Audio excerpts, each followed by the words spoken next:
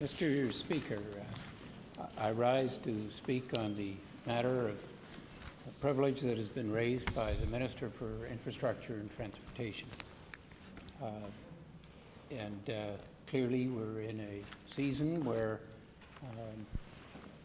we have got a lot of water coming quickly down the Red River and the Assiniboine River, and we need to make sure that conditions are as safe as they possibly can be for people.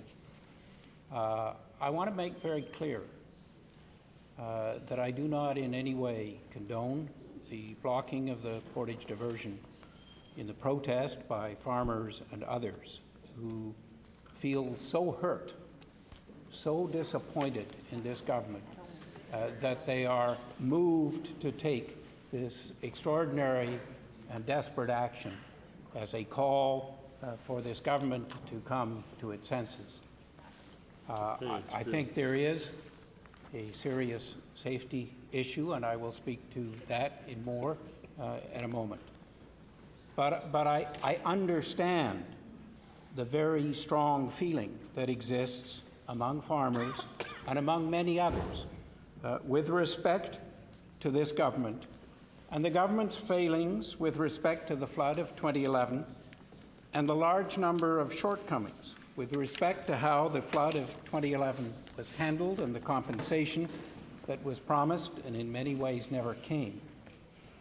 Our Manitoba Liberal Party report of the flood of 2011 provided in considerable detail the list of these shortcomings, the lack of fair and adequate compensation for so many who were hurt so badly. It is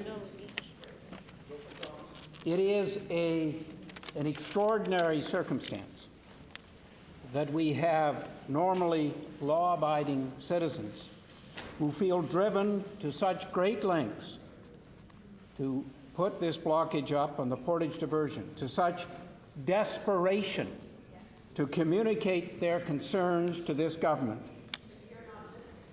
And this government, time and time again, has turned a deaf ear.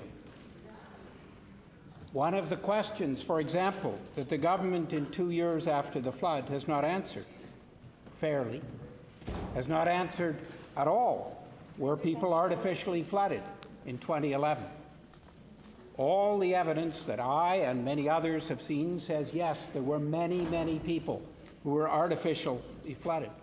This government hasn't even set a clear process to answer the question, right? The two reports clearly didn't answer the question as we were heard from the chairs.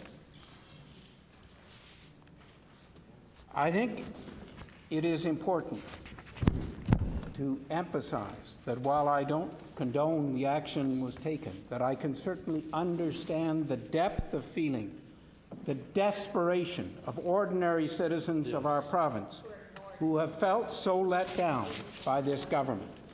That has lied to them. The government has not indicated, and it should, a readiness to engage in a serious conversation with the people who feel so hurt by this government, to try and get the answers that they are seeking.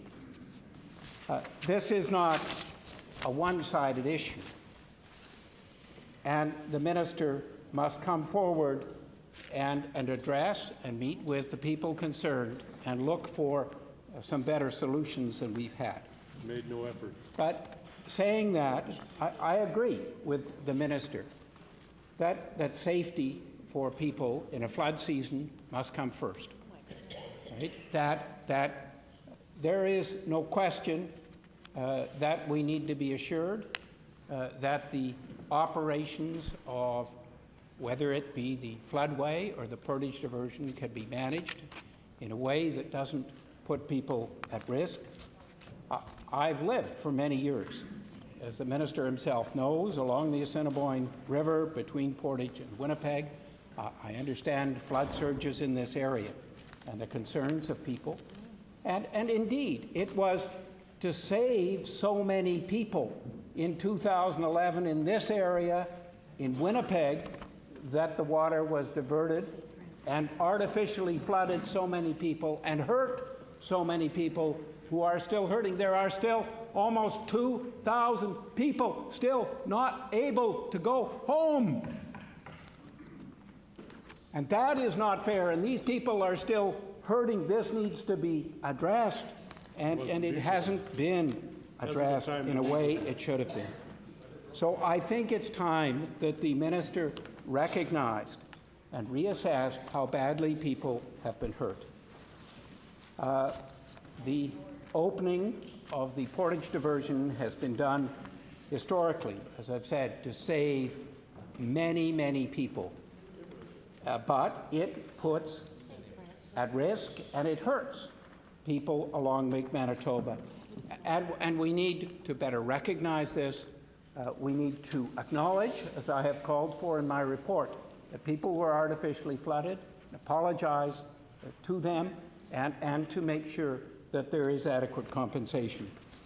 And I would hope that the minister and the premier and their governments will address these matters, and even as we see what we can do together to ensure safety, that the premier and the ministers and his cabinet and his government should take another look at the situation of people who have suffered so much around Lake Manitoba and Lake St. Martin, and really work hard to see if that suffering can't be better addressed. Thank you.